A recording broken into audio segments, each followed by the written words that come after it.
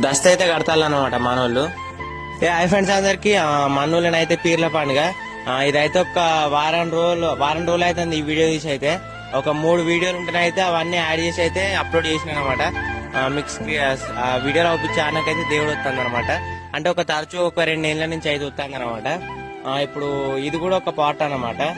దాంట్లో ఒక 3 భాగాలన్నమాట. ఇదైతే మన ఇంటి పోయే రోజు అనమాట. మన దస్తగట్టనికి ఒక గ్రూప్ లో పెడదంటే ఒక 3 ఫోటోలు దిగి అయితే సపరేట్ పోయినాం అనమాట. ఇంటికి అయితే వచ్చినాం. ఇంటికి వచ్చినాకనైతే దస్త అయితే కడతాం.